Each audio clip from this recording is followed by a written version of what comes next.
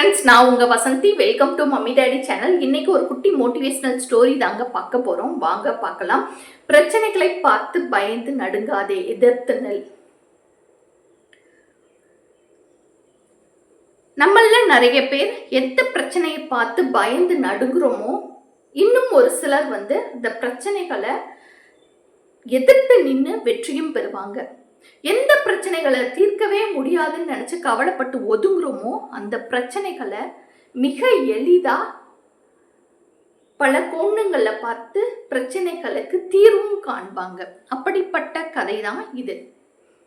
விஜயநகரம் அப்படிங்கிற ஒரு நாட்டுல ஒரு சித்த வைத்தியர் ஒருத்தர் இருக்காரு. அவருக்கு ஒரு மகளும் இருக்காங்க. அந்த பொண்ணும் தன்னோட அப்பா கிட்ட இருந்து ஒரு சில சித்த வைத்திய நோய்களை சரி செய்யறதுக்கான யுக்திகளையும் கத்துக்கிட்டு இருக்காங்க. அந்த நாட்டிலேயே ரொம்ப பேர் போன வைத்தியர்னா அவர் தான். எவ்வளோ பெரிய நோயா இருந்தாலும், எவ்வளோ பெரிய கொடிய நோயையும் அவரு தன்னோட வைத்தியத்தின் மூலம் சரி பண்ணி நலப்பெற வைப்பாரு.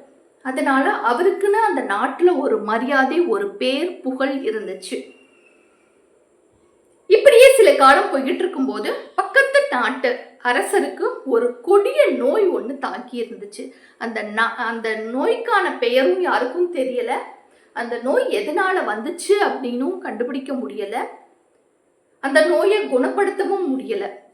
அந்த பக்கத்து நாட்டுல இருந்த ஒரு சில வைத்தியர்களும் அதை குணப்படுத்துறதுக்கான முயற்சியில ஈடுபட்டாங்க. யாருனாலையும் அதை குணப்படுத்த முடியல. அந்த அரசர் கூனி குறுகி உடல் மெலிஞ்சு போய் பிழைக்கிறதே அரிது அப்படிங்கிற ஒரு நிலையில அப்படியே படுத்த படுக்கை ஆயிட்டாரு. அந்த செய்தி பக்கத்து நாடுகளுக்கும் பரவுது. இந்த மாதிரி அந்த பக்கத்து நாட்டு அரசரை குணமாக்குறவங்களுக்கு பொன்னும் பொருளும் பெரிய வைத்தியர் அப்படிங்கிற ஒரு புகழும் வழங்கப்படும். எங்களோட அரசரை குணப்படுத்தினா மட்டும் போதும், கைத்தேர்ந்த வைத்தியர் எவரா இருந்தாலும் எங்கள் நாட்டுக்கு வாருங்கள் அப்படின்னு சொல்லி பல நாடுகளுக்கும் அழைப்பு விடுக்கிறாங்க. அப்ப அந்த அழைப்பு செய்தி இந்த வைத்தியருக்கும் வருது. இந்த விஜயநகர நகரத்துல இருந்த இந்த வைத்தியருக்கும். இவரும் சரி, நம்மளும் போய் முயற்சி செஞ்சு பார்ப்போம், கண்டிப்பா நம்மளால குணப்படுத்த முடியும், நம்ம தான் கைத்தேர்ந்த வைத்தியர் ஆயிடுச்சேன்னு சொல்லிட்டு இவரும் அந்த பக்கத்து நாட்டு அரசரை பார்க்க போறாரு. அவருக்கு பார்த்த உடனே ஒரு பயம். இது என்ன நோயினே இவருனாலையும் கண்டுபிடிக்க முடியல. ஆனாலும் கொஞ்ச நாள் இருந்து இவரோட அதீத வைத்தியத்தை எல்லாம் பயன்படுத்தி அவரை எப்படியாவது குணப்படுத்துறதுக்கு முயற்சி செய்கிறாரு. ஆனா குணப்படுத்தவே முடியல. இவரோட அனைத்து முயற்சிகளும் தோல்வியிலே முடியுது. அதனால இவருமே மன்னர்கிட்ட மன்னிப்பு கேட்டுட்டு, இந்த நோய் என்ன நோயினே தெரியல, இது எதனால வந்துச்சு அப்படின்னே தெரியல, உங்களோட உடம்பு முழுவதும் கொப்பளம் கொப்பளமா இருந்து அந்த கொப்பளத்துல இருந்து சீலும் ரத்தமும் வடிந்து கொண்டே இருக்கு, ஒவ்வொரு நாளும் உங்களோட ரத்தம் குறைஞ்சுக்கிட்டே வருது, இது எதனால அப்படின்னு என்னால் கண்டுபிடிக்க முடியல, என்னோட வைத்தியம் அனைத்தையும் நான் பயன்படுத்தி பார்த்துட்டேன், உங்கள் நோய் சரியாக மாட்டேங்குது, என்னை மன்னிச்சிடுங்கன்னு சொல்லிட்டு இவர் இவரோட நாட்டுக்கே வந்துடுறாரு. வந்துட்டு ஏன் இந்த நோய் நம்மளால சரி பண்ண முடியலை அப்படின்னு சொல்லி இவரும் மண்டையை போட்டு பிச்சுக்கிறாரு. ஏன் எதுக்குன்னு காரணங்களை தேடுறாரு. ஆனால் இவருக்கு காரணமே தெரியலை, அதற்கான தீர்வும் தெரியலை. அதை தன்னோட மகளிடம் பகிர்ந்துக்கிட்டு இருக்காரு. அப்பா அவங்க மகள் சொல்றாங்க, எனக்கும் கொஞ்சம் அடிப்படை வைத்தியம் தெரியும்ல, நான் போய் முயற்சி செஞ்சு பார்க்கட்டுமா அப்படின்னு சொல்லி கேட்குறாங்க. உடனே அந்த வைத்தியர், என்னாலேயே முயற்சி செஞ்சு முடியலை, நீ எப்படி பண்ண போற அப்படின்னு சொல்லி கேட்குறேன். இல்லை, நான் முயற்சி செய்கிறேன், இன்னொரு தடவை என்னை அனுப்பி வைங்க அப்படின்னு சொல்லி அவங்க தந்தைகிட்ட கேட்குறாங்க. அவரும் சரின்னு சொல்றாரு.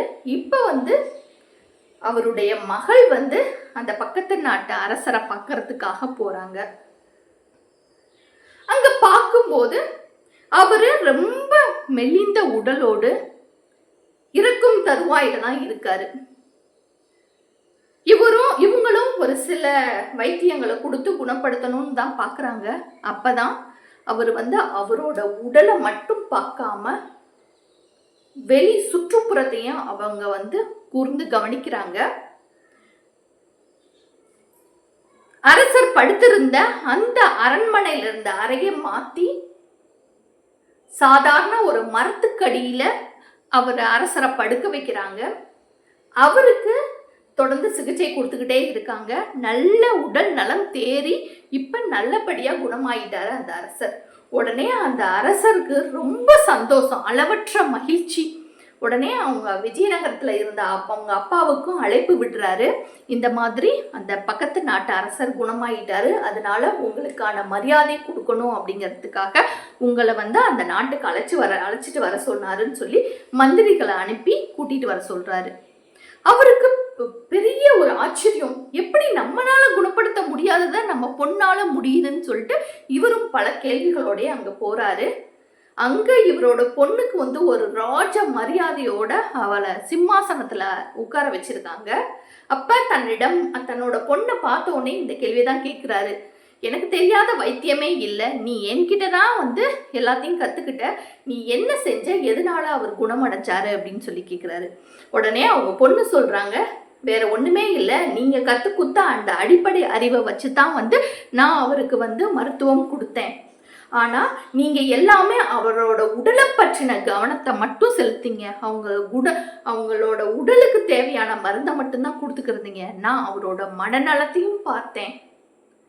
உடல் ரீதியா இல்லாம மன ரீதியாகவும் அவரை மாத்துறதுக்கு நான் முயற்சி செஞ்சேன். அதே போல அவரு படுத்திருந்த அந்த அறையை நான் உற்று கவனிச்சேன், அதை சுத்தப்படுத்தினேன்.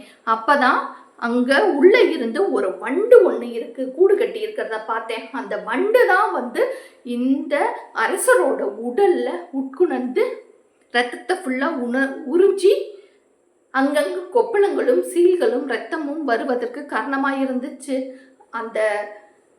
அந்த வண்டு தான் எங்கேயுமே போகாம அவரை தொடர்ந்து கடிச்சு கொண்டே இருந்தனாலதான் இந்த பிரச்சனை எல்லாத்துக்கும் காரணம்.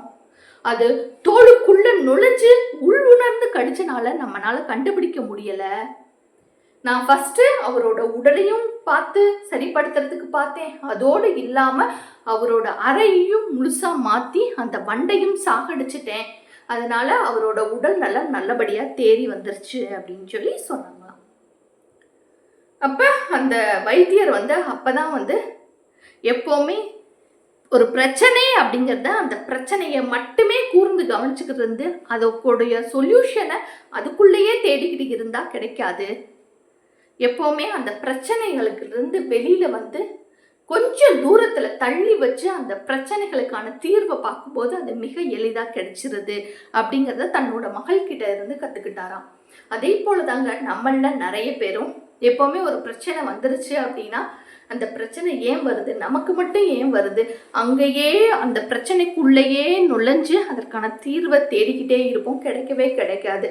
கடைசியில் அந்த பிரச்சனையே தன்னோட வாழ்க்கையா மாறி தன்னோட வாழ்க்கையவே அழிச்சிரும்.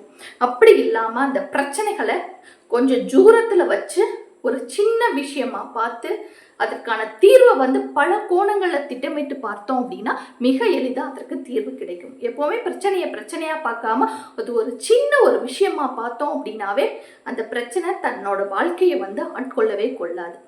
அதனால பிரச்சனைகளை எப்பவுமே ரொம்ப சிம்பிளா ஹேண்டில் பண்ண கத்துக்கணும். அதுதான் இந்த கதை சொல்ல வருது. இந்த கதை உங்களுக்கு பிடிச்சிருக்கும்னு நினைக்கிறேன். என்னோட சேனல் லைக் பண்ணுங்க, ஷேர் பண்ணுங்க, சப்ஸ்கிரைப் பண்ணுங்க. தேங்க்யூ.